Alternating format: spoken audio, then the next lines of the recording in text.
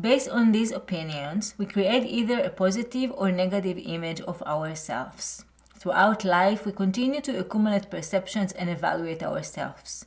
Thus, according to the circumstances, we choose a role: a writer, athlete, musician, politician, businessman, husband, son, uncle, and so forth, and we identify with it.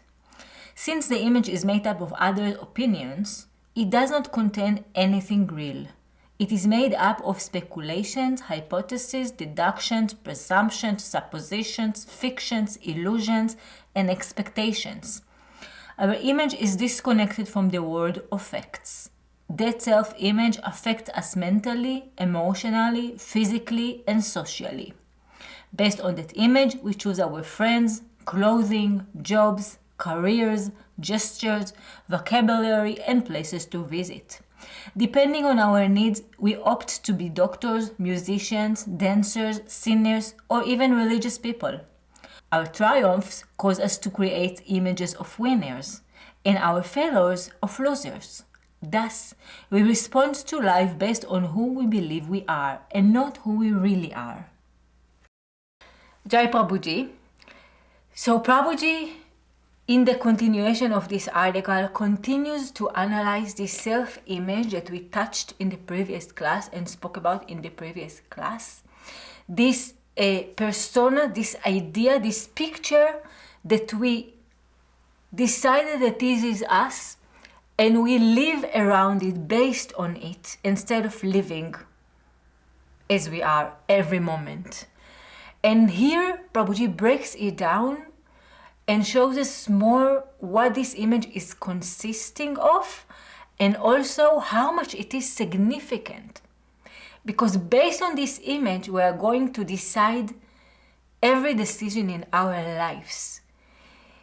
Based on who we are, Prabhuji tells us we will choose our friends. If we think, what is friends? Friends is the people that we communicate with, that we hear their feedback about us, that they hear our narratives, that they are the ones that, again, give us feedback about our narratives. Those are the people that we listen to. And needless to say, there are so many other people in the world that we won't be their friends. They are not our type, we sometimes say, right? These are not the people that we like to be friends with. What is the problem with it, or reality of it? There are many other opinions and ways to look at life that we have no access to because we don't communicate with. These are not our friends. But maybe all the other individuals have also what to give us, have also angles that we do not take the opportunity to watch through them at ourselves and at life. So based on our image, we decide our friends. We said Prabhuji breaks it down. One thing is our friend. We decide on our job. What is our job? Is what we are going to be occupied with all day long, or at least significant part of our day. We are going to think in a specific field, on specific topics. We are going to exercise very specific skills. We are going to be in a specific mood based on our job, and needless to say, there are so many other ways to live life that we don't delve into or exercise and associate with, because this is not our choice in life.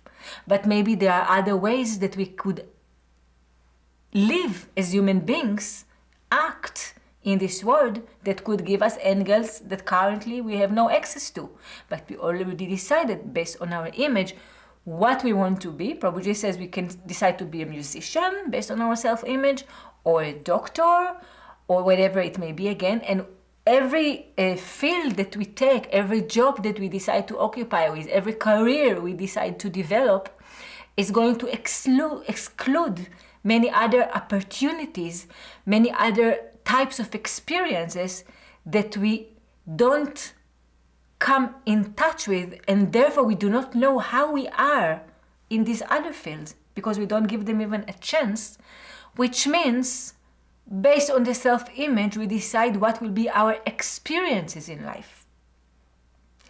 And we are not only opening a lot of options to ourselves, but also closing many options based on our self-image. So we are molding ourselves in this experience, in this lifetime. So this image is very significant. And the important aspect of this image is that it is an image. What does it mean? It is not us. What does it mean? We do not know really what would be our intimate choices, our true decisions outside of this image, because we closed ourselves in this image and we have already decided, we have already determined in what we are going to occupy ourselves. So, additionally, Prabhuji tells us about this self-image, we are going to have either a positive or a negative self-image. If we decide that we have a positive self-image, naturally we will create more and more positive experiences. Naturally, what will happen is this image that is positive will be more positive and more positive. Sometimes we hear recommendation to choose specific actions in order to have a more positive self-image. If we have a negative self-image, naturally we are going to fortify this self-image by choosing actions of a negative person, because we decided, or of a incapable person, of a weak person, or whatever is the negative image that we have of ourselves, we are going to act according to this image, and by this give it validity and even increase its validity, because we are going to act according to what we have decided based on whatever reason, which soon we will speak about what are the reasons. Why did we create, every one of us created a specific self-image that is different than another one. But the important point, again, that we go back to, it's not us. Which means whether we choose a self-image that is positive or self-image that is negative, these are not us. The good side of this fact is that we can change the self-image. We can decide to shift from being positive to negative and vice versa. It might not happen in one day, but it is possible through action, through habit, through decisions that we will do based on our self-image. So another thing that we learn about the self-image, it is dynamic. It's changing according to our situations, according to our experiences in life. We are responding to each experience, to each situation, with additional actions, thoughts, ideas, identifications that continue to mold this self-image.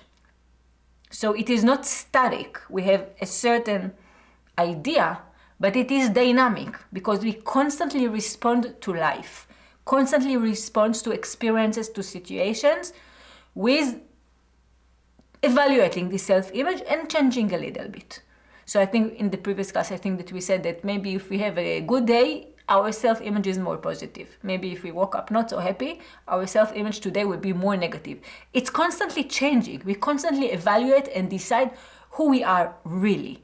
But we have, for sure, some principal ideas that are repeating, that are very dominant, that are very prominent, and that we are consistent with them all throughout our life. It is not typical, not likely that we change from being one person to another, although it is possible. It is possible because this is an image. In the previous class, we spoke about this aspect of freedom that we meet in Jean-Paul Sartre and in Prabhuji through this window of the ability to choose outside of the image, because we are free every moment to decide and to choose and to change. We don't have to continue and act in a certain way because all our past we have already acted in a certain way. But the access to this freedom is not so typical for us as human beings, at least as far as we can witness and see. This is for sure freedom that we aspire to delve into as spiritual aspirants. But it is more likely again that we are going to reproduce the same actions, habits, thoughts, feelings as we have already acquired in the past. So, if we want to summarize, we learned a few things about this self-image, both in the previous class and also today. This self-image, it is built from the outside world. So we came into this world and acquired all kinds of ideas about who we are. And this is how we started to picture this self-image, to understand who we are, what are our characteristics, in what we are good, in what we are bad, and we decided this is our self-image. So it is coming from the outside. Yet we ourselves continue to maintain it. So we are the ones that in fact created this self-image, but the source of it is the outside world. So based on what we heard from the outside world, we listened, absorbed, accepted, and concluded. Okay, so this is who we are. And now we have some idea about who we are. All of us, each and every one of us needs to be something, some self-image, some idea about in what we are good, in what we are bad, what are my opinions, etc., etc. And we decided that this is us. So it is coming from the outside, first principle. Another principle, it is continuously being maintained and created by us. We are creating this self-image. The third aspect of this self-image, it is dynamic. So although it is a picture, it is an idea, it will constantly change and be evaluated based on our life experiences. Life is constantly changing, and accordingly we constantly change and adjust ourselves to the life, to the situations in life, and therefore this self-image is dynamic. And the most important aspect of it, this is the aspect that we want to dwell on, go back to again and again and again. It is not us. It is not real. It is an image.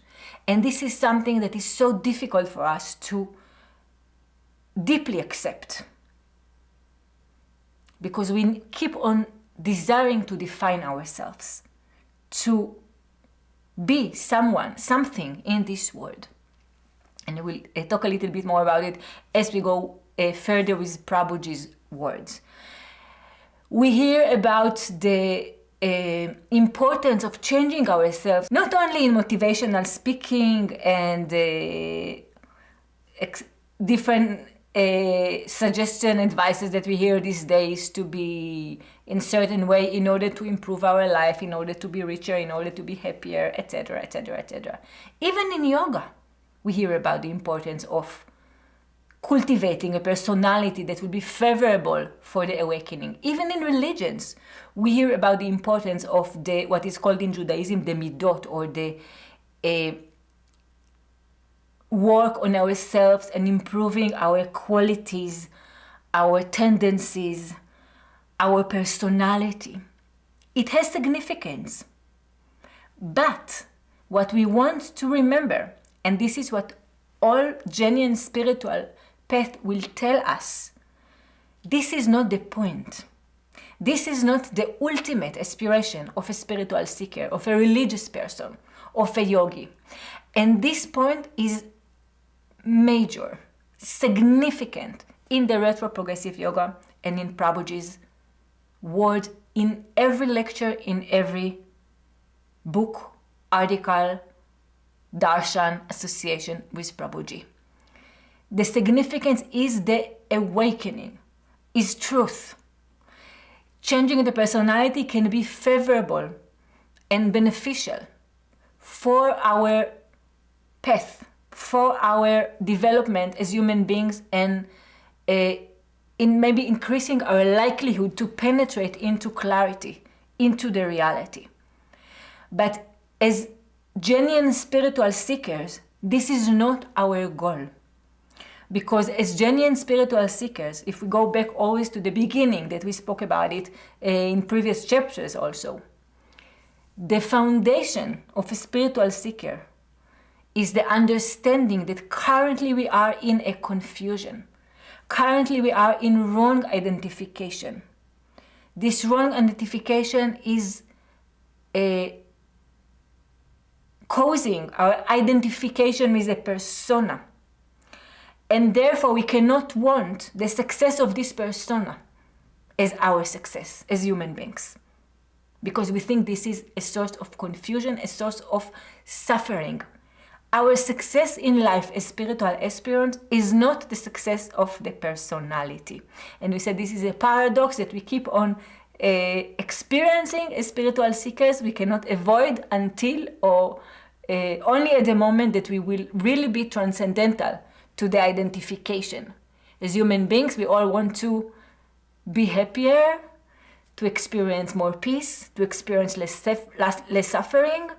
And this is going to color our lives in whatever path we choose to walk, until we will really be transcendental to this desire to pursue happiness and escape the suffering. So we are bound to the paradox, in my eyes or understanding, until as long as we are not realized beings. There will be this separation between what we are currently and what we want to be. Although we understand that what we want to be is what we are currently, which this is a paradox in itself. We are bound to it. But the important point that I wanted to make here is what I see as the most significant understanding in the understanding of the topic of the self-image is the fact that it is not us. If we want truth, we don't want again that this self-image will be better, will be spiritual, will be enlightened, whatever it may be. This self-image, it's not the point. But we are working with this self-image because currently we are identifying with, inevitably, in order to advance toward our penetration into truth, into what is transcendental to our identification. Today we are in the topic of the relationships. This article deals with relationship, and today is the second class. It's going to be a longer journey, you said, than other journeys, because it's a long article that has a lot of important, enlightening messages that Prabhuji brings us through this journey of the answer to the question, how can we improve our relationships as human beings? And we said that Prabhuji brings us back to ourselves, which is the foundation of the relationship with other human beings. And necessarily, in order to gain clarity, in order to penetrate into truth, we want to delve on this illusion, on this wrong perception of reality that causes all our problems in life, including the problems in our relationships, including all the challenges, all the difficulties that we face in the relationships. And we want to dwell on the point that the self-image, again, is not us. So this is the point that we made here. And let's continue with Prabhuji's word to a very important explanation that Prabhuji explains to us how really, in the most basic level, we created this self-image. Why we decided that we want to be doctors, that we want to be dancers, that we want to be musicians. You know what? Maybe we decided that we want to be no one in life. We don't want any career. We don't want to succeed in anything. We just want to live our life in the most simple way, to be the most insignificant human beings. Why? This also has a reason. Any decision that we have in life is influenced. Finally, Prabhuji will reveal to us the origin of this creation is the most basic experiences as human beings of attractions and rejections. We received feedback from the outside world, we said, and we interpreted them as painful or joyful, as distress or as relief. And as egos, as entities that already accepted that they exist as a persona, we wanted to increase the joy and decrease the distress. This is all the reason for all our most sophisticated, elevated decisions in life. This simple fact. So let's read Prabhuji's words and try to see this point reflected in the words that he shares with us. The image consists of stored sensory perceptions we receive from the world around us. Since sense perceptions are dynamic, the image continuously evolves. For this reason, although the image mostly forms in the childhood and adolescence, it continues developing throughout our lives. Okay, so here we have this very basic stage of the creation of this self-image. If we are really interested and curious in everything that we heard from Prabhuji until now, and really want to take this journey and try to see how did it all happen, why am I this being that I decided that I am, why I created these specific characteristics, identified with, fortified as my image. We don't speak about the real expression of me, but why do I want to be in a certain way? Why do I reject other characteristics? Why am I different than others? Everything is in this explanation that Prabhuji gives us here. We came into this planet as blank page, and we started to receive messages again. All these messages were interpreted in our experience as raga or dvesha, pleasure or pain, attraction or rejection. And we started to cope, to develop mechanisms that will increase the raga, reject the dvesha, the pain, or that will be attracted to what brings us pleasure, which is the raga, attraction, and reject what causes us pain, which is the dvesha. And based on this, we became more and more and more sophisticated in creating the self-image that will protect us in this world as beings that in our consciousness exist as a persona. So this persona needs to cope with this world. We will choose experiences that increase our, again, happiness, joy, release, relaxation, peace. We will reject all the experiences that threaten us, that cause us to feel pain, that challenge our ego, etc. And the way Prabhuji explains it is that these are stored sensory perceptions. How do we remember now what happened in our childhood? We don't remember.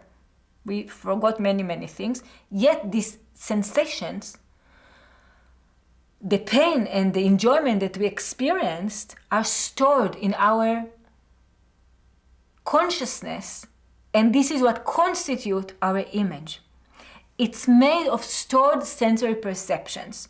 Prabhuji tells us significantly were created in the childhood, then adolescence, probably less, but we continue to receive feedback and store sensory perceptions according to which we will build our image and change ourselves, modify this self-image based on what is pleasurable and painful. We will continue to create who we are. Maybe if we have a specific environment that we live in, maybe we move to a different country that brings us different challenges, we will continue to mold the self-image based on the environment, based on our experiences, according to, again, what causes us attraction, happiness, safety, and what causes us pain and suffering. So this is how our image is built. Let's continue with this journey with Prabhuji's words. Why do we create images? The mind creates images because it is incapable of knowing, categorizing, and completely defining a human being. The human being is a mystery, and this enigma threatens the mind and makes it feel out of control when it cannot objectify and hence possess something. The images protect us from our insecurity and create an illusory sense of safety. Without them, it will be like living the first day at school or a new job every day. We run away from the danger of moving into the unknown in order to experience the feeling of security and the control of knowing others. So in my eyes, I think that we can recognize in this article and in this deep and fascinating analysis into the topic of the self-image, two levels in this creation of the self-image. And I think that now Prabhuji talks to us about our reality that is deeper than the reality of the pain and suffering. And we will try to reflect on this analysis in the light of the topic of the kleshas that we visited, that we mentioned just now when we spoke about the raga and dvesha. That I think that also in the kleshas we can see this level that I can identify in Prabhuji's words. I think that in the words that we just read, Prabhuji talks to us about the level of our enigmatic experience that he will visit it more in this article. We will visit together with Prabhuji. In the enigmatic experience, we know nothing about ourselves, not even that we exist as an I.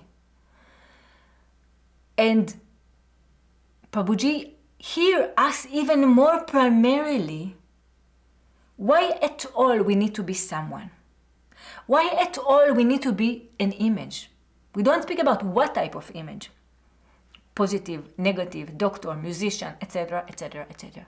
Why do we need to be someone? Why do we need to define ourselves?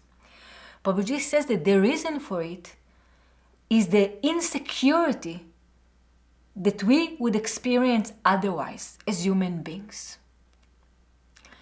And that the image gives us some false sense of knowing something, false feeling of having control. And this is what we seek as minds, not as human beings. In this article, Prabhuji reveals to us that as human beings, we are an enigma. We are a mystery. We do not know, and we maybe don't need to know who we are or what we are in order to live. And through this image, we are attempting to object this fact that we are an enigma, that life is a mystery, that we are bigger than an image. We want to be someone. We want to be something because it gives us security, it gives us peace. I think that we speak every time about the beginning. How did this whole happen? How am I at the situation that currently I am with this specific self-image, with the identification? So we start from the beginning, that we all can try and track in our very childhood, in our very beginning.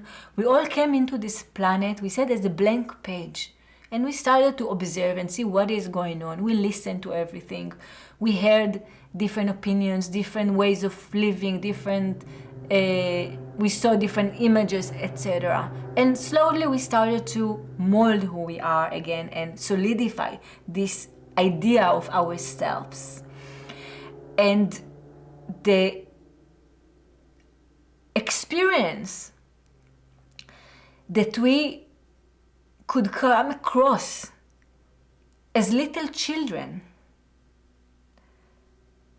is that really in this world, everyone else knows except me. I personally remember as a child the experience that I am the only human being on this planet that has no idea what is going on here. Everyone else here is definitely smarter than me, definitely more confident than me, and happier than me. It was a specific situation that I think I said something wrong or pronounced not well the exact word. I was a little child, and a neighbor that was, I don't know how old she was, but she was a mother with children. She had a half a smile that I felt she's smarter than me because I pronounced the word not correctly. And I remember this feeling that I so much inferiority, because people know how they are supposed to say things. People project confidence. They seem happier. And I think it takes us time in life to understand that actually none of us is really secure. None of us is constantly happy. None of us is always confident.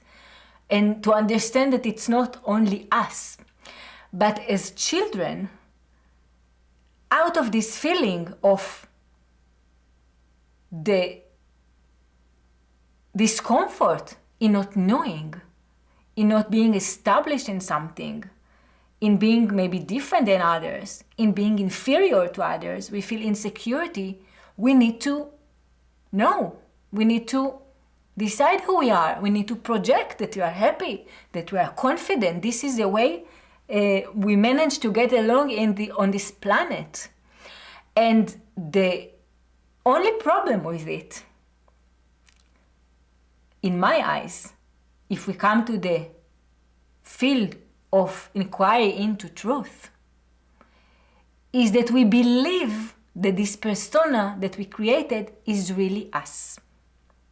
If this persona serves us in life, that is okay. We need to cope. This is true.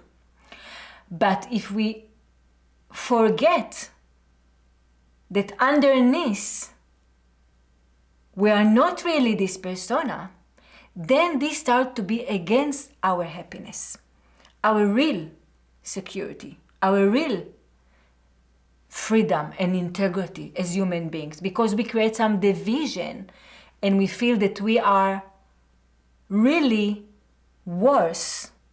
Who we really are is really worse than our persona. And therefore we need to constantly show something that is not us, because we think that we are worse. We think that we are inferior. And this is why we put aside our essence, our experiences, our authentic evaluation, and we try to satisfy others to be accepted in order to survive. So here Prabhuji tells us that because of this insecurity in general that life brings us in every moment, we create this image. We need to be someone because we are not comfortable with not knowing who we are. And again, I do not think that Prabhuji directs us in this world as human beings to not decide anything about our life, to not pursue any career, to not be any definition that we can receive as human beings, because we are in this human experience. But I think what Prabhuji directs us here is to reflect on the reality that is underneath our experiences in life. That does not stop to be true, even though we may assume different characteristics, different paths, professions, etc. It is not that now we are going to meet other human beings and introduce ourselves, hello, I have no idea who I am. Of course not. But the fact that we ourselves accepted the idea that we have about ourselves and stop to either live our essence or at least aspire to discover our essence, this is something that is causing us to be not in our authenticity, and therefore it is a not favorable ground for a relationship that we are going to get soon back into this topic of the relationship. Again, we took a tour into the reflection on this topic of the self-image because this is the foundation of the relationships. Thus, the self-image is an escape from pain and suffering. For example, lonely people create an image that allows them to receive as much attention as possible. Motivated by this need for human warmth, they develop an image of an artist or public speaker.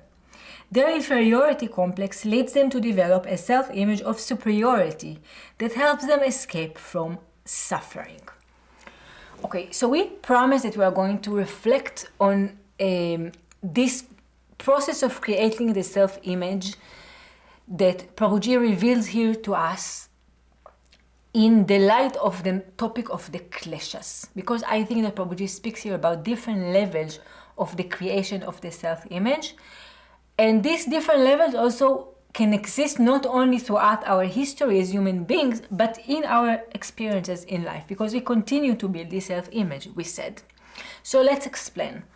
I think that Prabhuji talks to us about the very basic experience that is underneath even our identification with an entities. When he speaks about the enigma, when he speaks about the mystery, when he questions, which soon we will hear in Prabhuji's word, who is this I that we think that is us? This is where Prabhuji takes us to the realm of the complete mystery, of not knowing anything, not even who we are. That is, in my understanding of Prabhuji's word, is what is underneath all our experiences as human beings. And the other level that we can identify is our level of reaction to the situation as entities. So after we have already adopted an image and concluded that we exist, we now need to keep and protect this image and mold a very specific image that will protect us from suffering. The level that we just must exist as entities is the very basic creation of the image, because we cannot just be. We have to be something. We have to be someone. This is why we must create an image to start with. After we have already identified again as ourselves, now we want us, this image, to have pleasant experiences and be protected from painful experiences. And I think that we can see it beautifully in the topic of the kleshas. Let's go to Patanjali Maharishi and visit again the description of the kleshas that we have already spoken about. So in this topic of the kleshas, the basic stage that Patanjali reveals to us is the stage of avidya. We do not know. This is in Patanjali's descriptions, is one of the causes of our suffering. Prabhuji here talks about the mystery, the enigma that is uncomfortable for us as human beings. We need to know. So I think that we can relate to the avidya in two ways. One is that this avidya causes us confusion regarding the reality, which is the cause of suffering. And another way to relate to it is because the fact that we really do not know, we suffer as egos that want to cling to something in life. And either or, whatever version we would go with, Prabhuji talks to us about this enigma, about the mystery of the basis of the creation of the I, of the identification with an I, which is similar to what Patanjali reveals as the second stage, which is the asmita. So from the avidya comes the asmita. So either because we don't know things as they are, we accept the fact that we exist as I, or maybe we can link it to Prabhuji's words here, which will tell us because we are in mystery, in enigma, in unknowing, we decide to limit ourselves and decide that we exist. And this is where the asmita is born. From the asmita, from the identification of the I, will come in Patanjali Maharishi's explanations all the attractions and rejections in life. All the attractions and rejections in life, in every moment, in every situation, are based on the fact that we identify ourselves as existing as an I, as an entity. And the existence of the I is the result of avidya, ignorance, a mistake. We do not know things as they are. This is why we think that we exist to start with. And based on this acceptance that we exist as entities, all our problems in life are built because of this identification, we chase happiness and we escape suffering. And this is the trap in which we live. This is the trap that causes us lack of peace. We are constantly moving, constantly attempting to change, to fix, to find, to solve, because of this discomfort, constant discomfort that we experience as entities. So from the asmita comes raga and dvesha, which produce or create the abhinivesha, or clinging to life. This is what keeps us trapped in the identification with entities in this world. Keeps us enslaved in the identification with the world of names and forms. So Prabhuji talks to us again about the enigmatic experience that we have as human beings that causes us to define, to decide, to identify ourselves with something, with an image.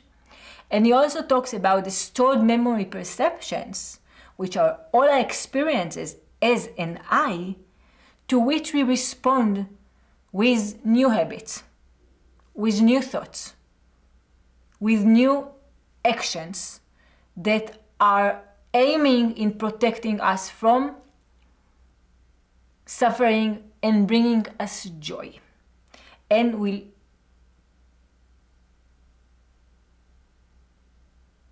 cause us to create modifications in this image that we have already created.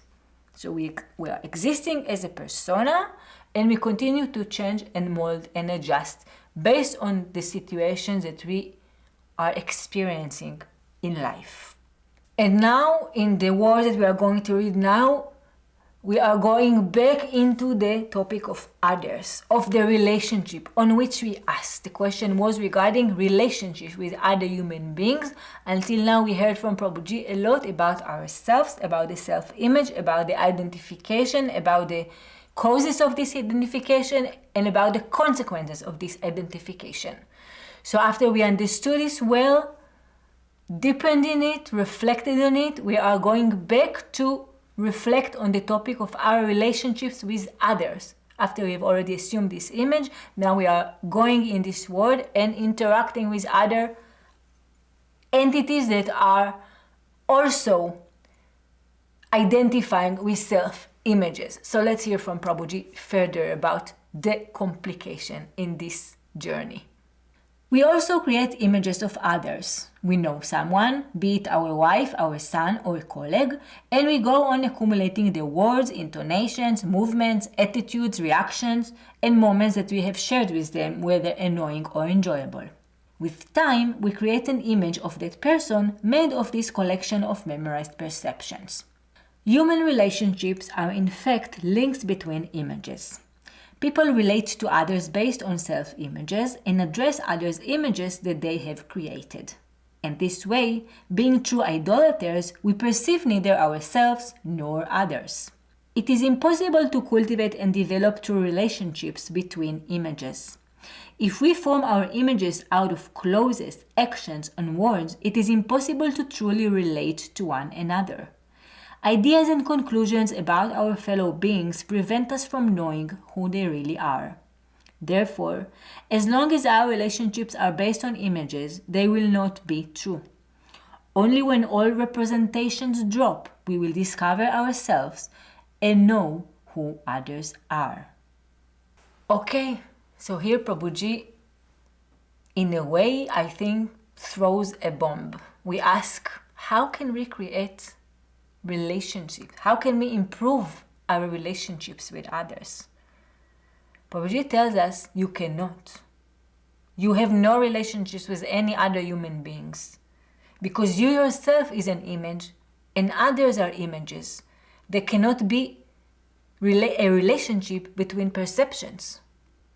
We didn't start to have a relationship with other human beings as long as we perceive ourselves as an ego, as an idea, as a picture, as perceptions, as a collection of many attributes, as many as they can be. They are not us.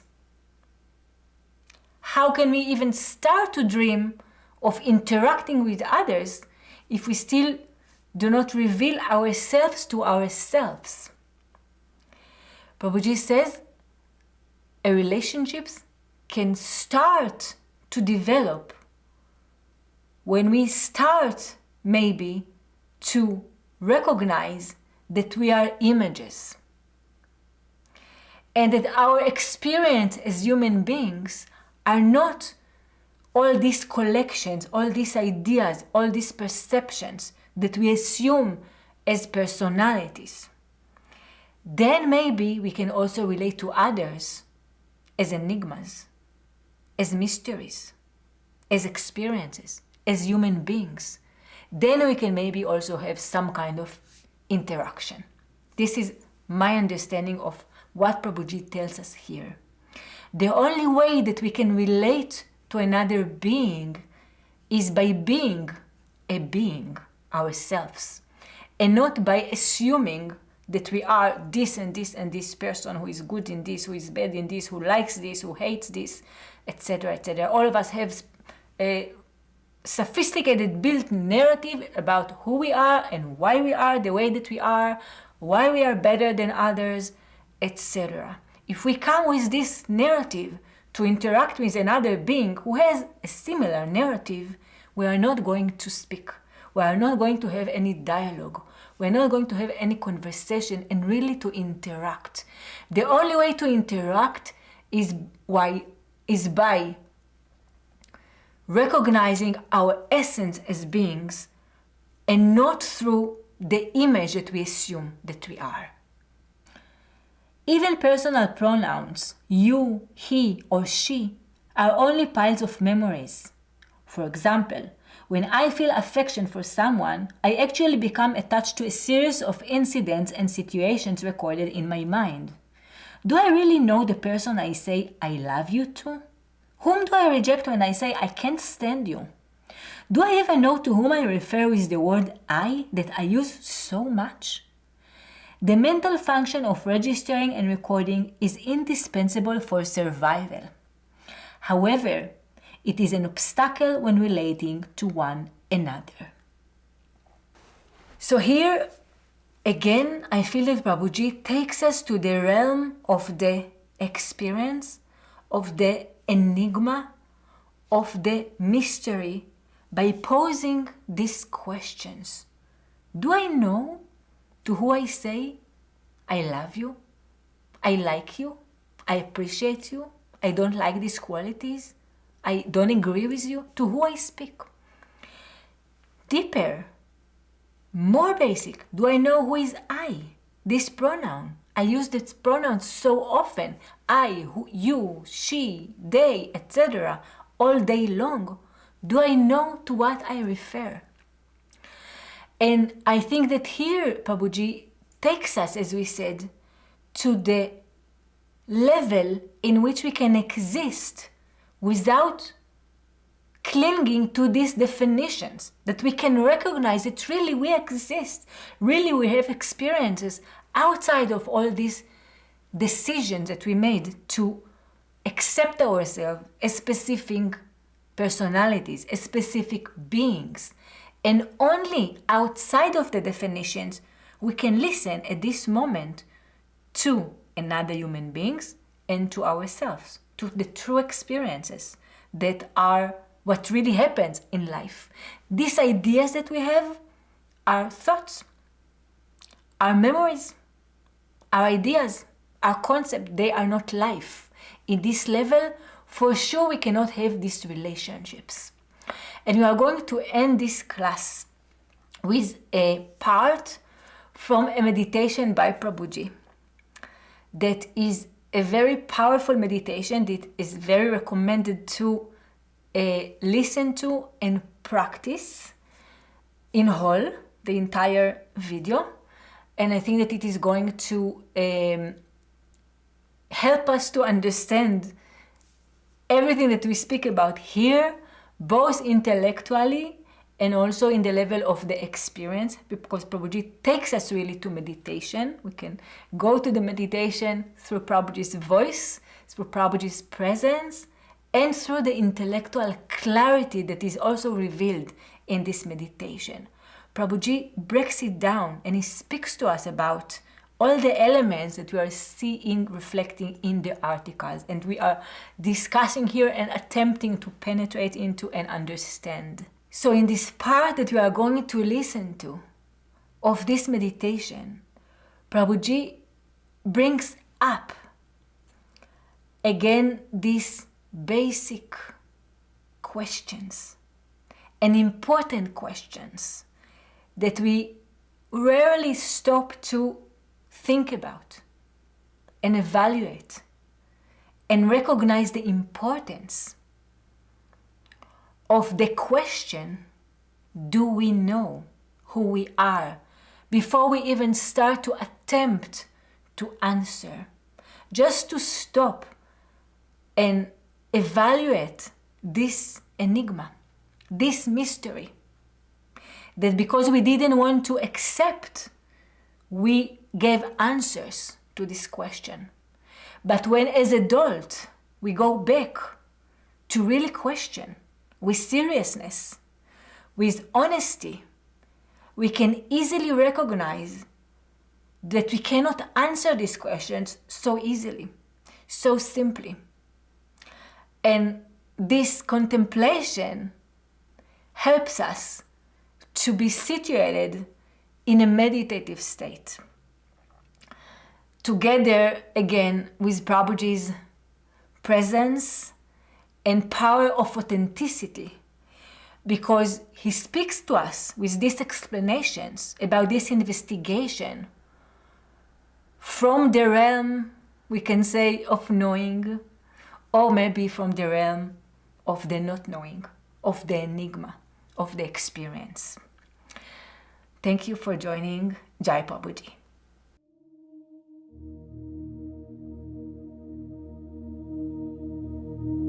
You are aware of your own mental and emotional activity. You are aware of the constant parade of ideas, memories, images, feelings, sensations, perceptions.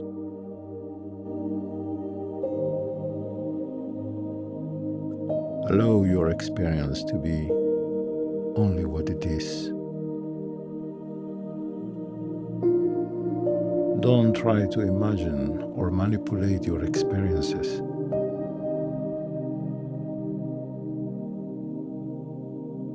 Deep down, only you are aware of your experiences.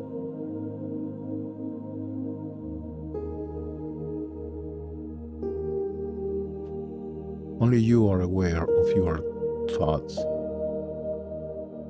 emotions, sensations, and perceptions. If you pay attention, you will realize that beyond your mental and emotional activity, there is something that knows each of your experiences. If you pay attention, you will see that all experiences are accompanied by the self that is conscious of them.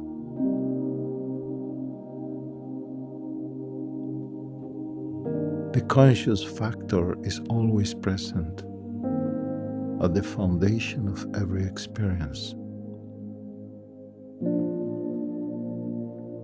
If you pay attention, you will become aware of the difference between your experiences and that which knows them. When you speak, there is something that knows that you are speaking. When you listen, there is something that knows that you are listening. When you walk, there is something knows that you are walking.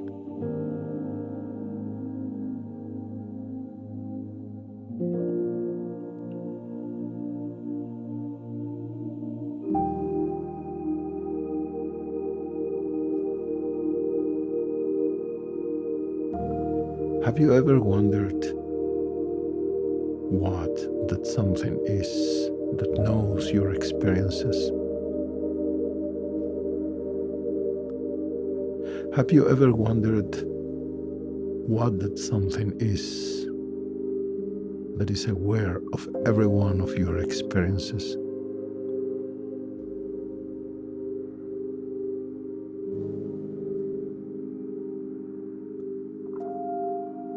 Have you ever wondered what that knowing element of your experiences might be?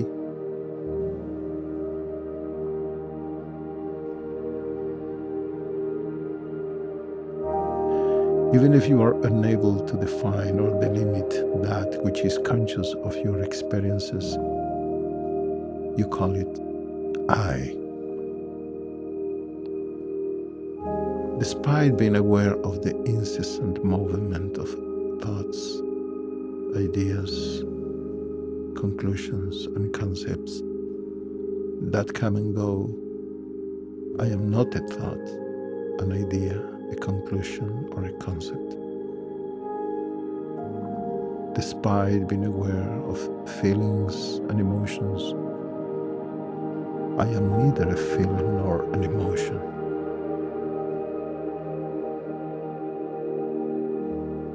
I am aware of a great diversity of sensations, such as the sensation of the air flowing through my nostrils. I am aware of the difference in temperature between the air that I inhale and the air that I exhale. I am aware that the air I inhale is cooler than the air I exhale. I am aware of my back touching the chair. However, I am not a sensation.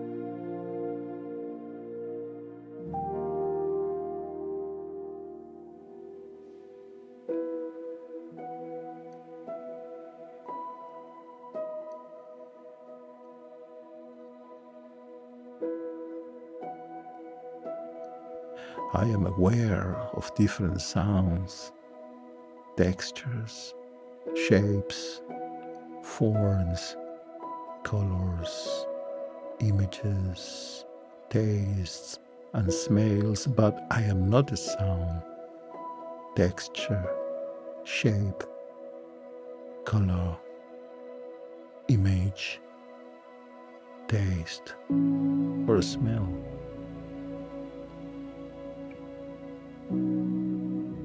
I am aware of thoughts, emotions, sensations, and perceptions, but I am not a thought, emotion, sensation, or perception.